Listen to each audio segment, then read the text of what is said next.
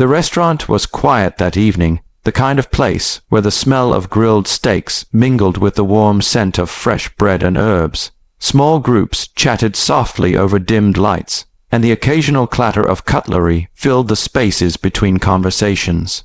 At a corner table, Victor Sager sat alone, quietly sipping a cup of green tea, his posture calm, his expression unreadable. To anyone else, he looked like an ordinary, retired man, perhaps a former chef or teacher.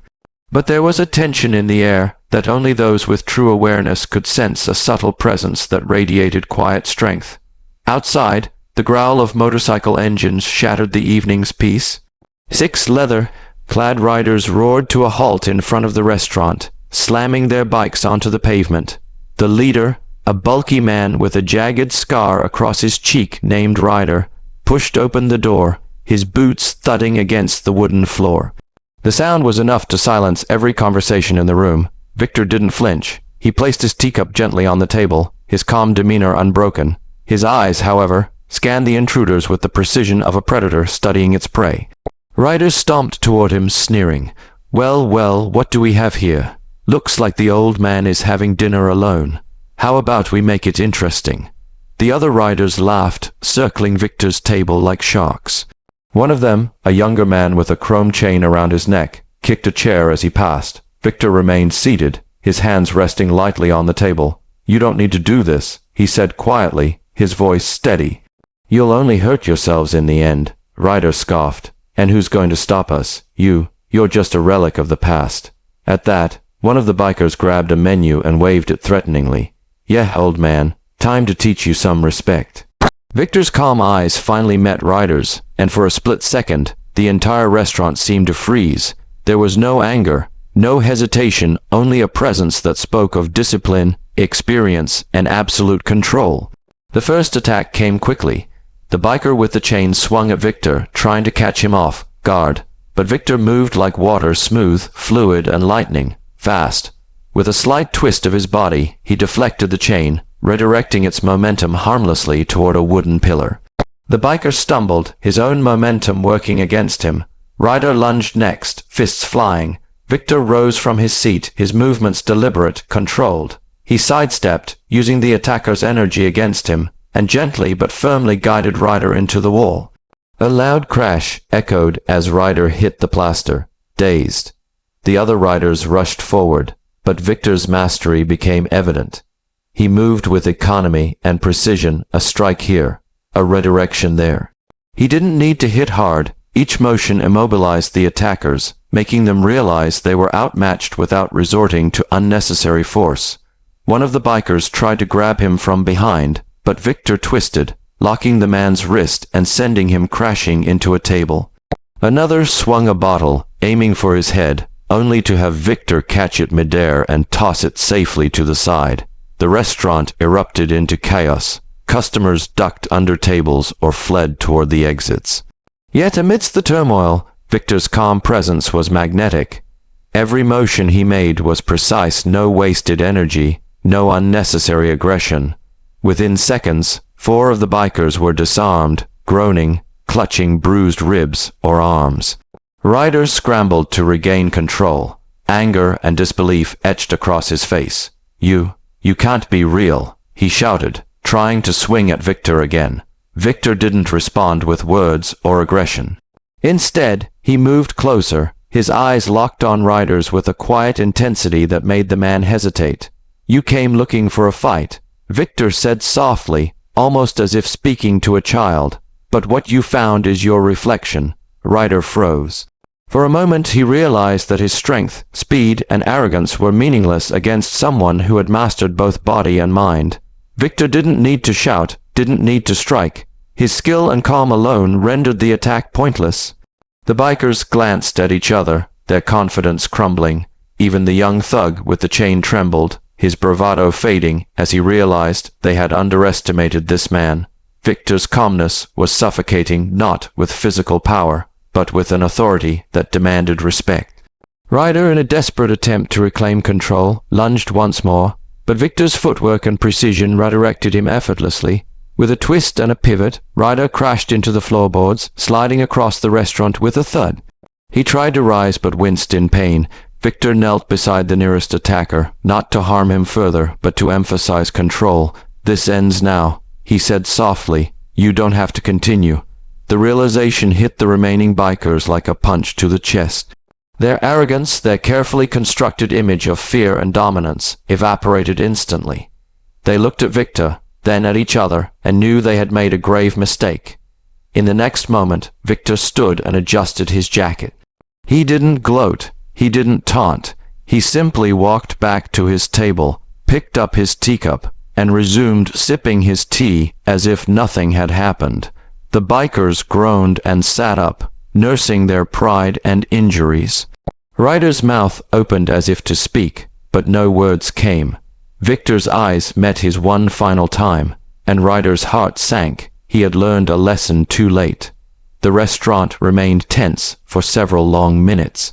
Then slowly, the bikers scrambled for the door, muttering apologies, retreating back into the night. The patrons, still in shock, began whispering excitedly, realizing they had just witnessed something extraordinary.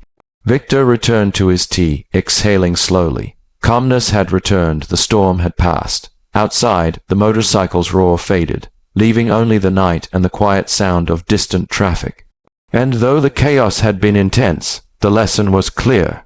True strength isn't measured by force alone, it is defined by control, awareness, and the power to end a conflict before it even begins. The night after the attack, the city streets seemed unusually quiet. Even the rumble of motorcycles, normally a declaration of defiance and dominance, felt muted.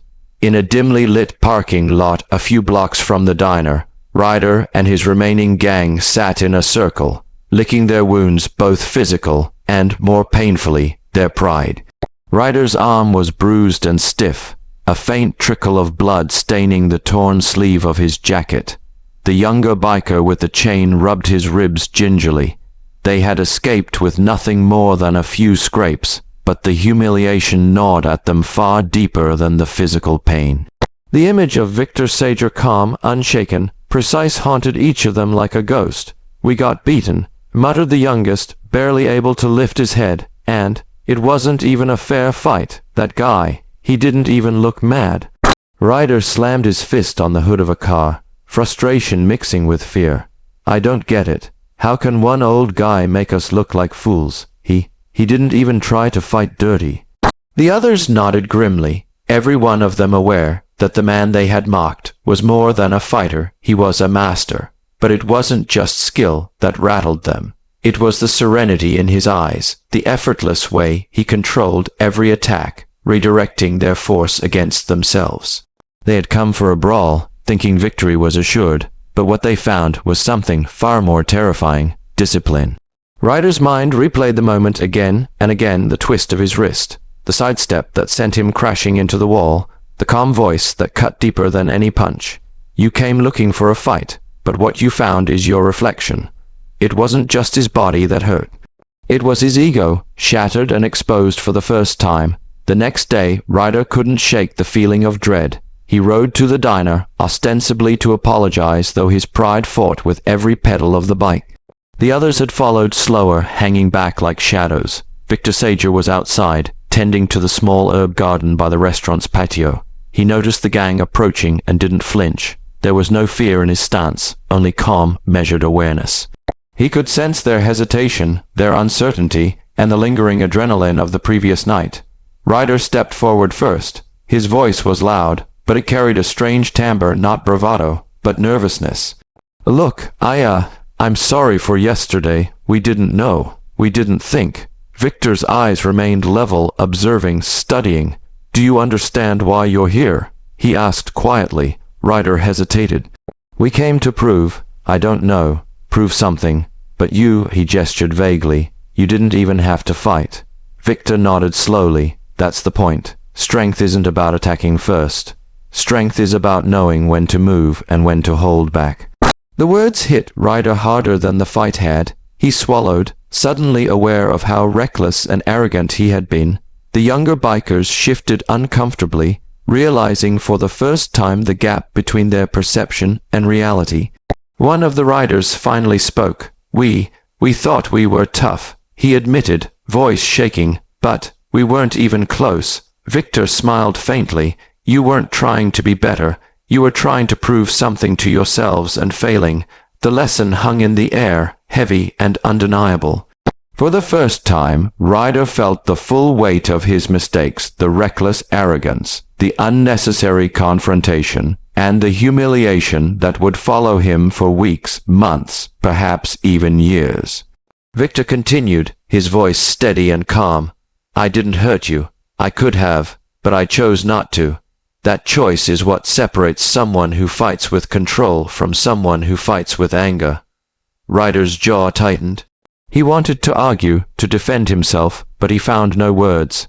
Every insult, every taunt from the night before felt small and meaningless.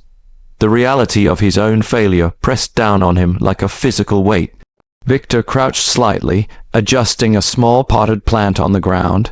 You will remember this night, he said quietly, not because of pain, but because of truth. And the truth is that arrogance without skill is fragile. You can break it, or you can learn from it. Ryder's head dropped.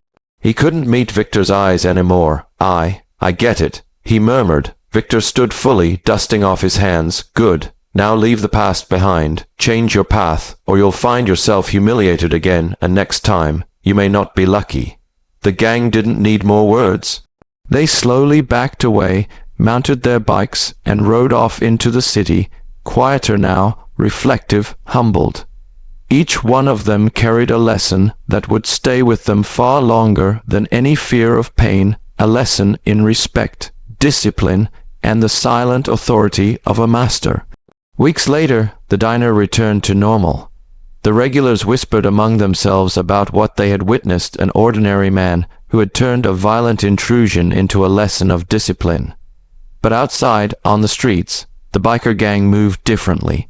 Their engines roared, but the arrogance was gone. They no longer sought confrontation. Inside the diner, Victor Seagal sipped his green tea once more, calm as ever. He didn't seek fame or recognition. The incident had ended, and the lesson had been delivered. Strength, after all, was measured not by the damage done, but by the control maintained. And somewhere in the city, 6 men remembered the night when their arrogance had been defeated not by brute force, but by precision, patience, and the quiet power of a true master. Victor's presence remained a shadow in their minds, a constant reminder that some battles don't need to be won with fists. Some victories are won with discipline, restraint, and the quiet authority that commands respect without raising a hand. The motorcycles would continue to roar in the distance, but they would never again roar into a restaurant, not while Victor Seagal was around.